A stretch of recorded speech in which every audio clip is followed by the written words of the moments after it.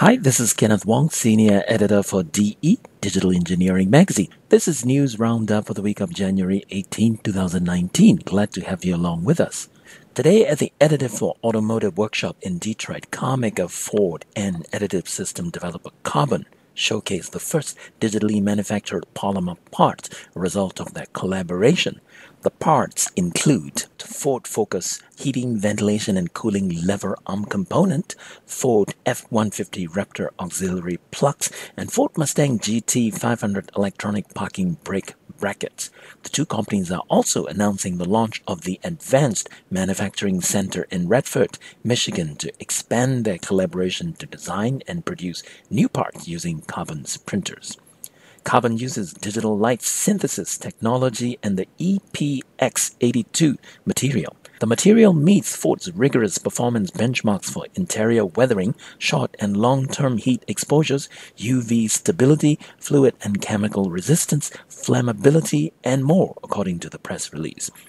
The news should bolster people's confidence that 3D printing, originally a technology to build prototypes and physical mock-ups in small quantities, is now mature and robust enough to be used as a viable manufacturing method for mass production, especially in automotive.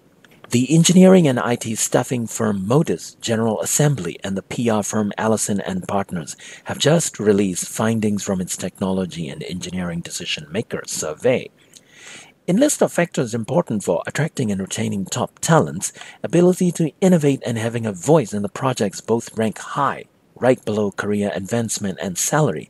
In benefits that seem appealing to employees, flexible hours and remote working option rank high, even higher than the long-term leave and vacation time options. The pool of respondents are evenly split between those in technology and those in engineering for this survey. One good sign is most responded that their company planned to give out bonuses to the employees. That's a sign that technology and engineering sectors are positive in their outlook. 33% say finding employees with appropriate technical skill is becoming somewhat more difficult, indicating an opportunity for on-demand and in-class training providers. By 2019, 42 million service bots will be operating for domestic use and 2.5 million industry robots are expected to be part of the future workforce, according to the analyst firm Frost & Sullivan. It's a report that looks at the potential for using robots in home environments and the service industry. The analyst firm thinks it'll be disruptive to the hospitals, hotels, supermarkets, and logistics industries. The firm believes the market will be worth $18.85 billion by 2020. The fate of the robotic industry is directly linked to the CAD and simulation software industry because of the robotic industry's heavy reliance on system simulation, simulation software, and 3D design software to design and test robotic functions. Dassault Systems and its subsidiary SolidWorks are inviting on-demand manufacturing service providers to join their marketplace to allow SolidWorks and CATIA software users to upload and order manufactured parts. The marketplace already has a long list with more than 180 partners. It covers 3D printing, machining, laser cutting, injection molding, and more. Some well-known names like Xometry, Sculpteo, Protolabs, and Stratasys are already part of the network.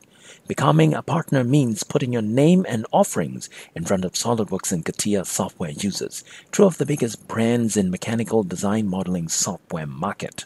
It's part of the trend that we'll be following to track the rise of on-demand manufacturing services and the needs they fulfill.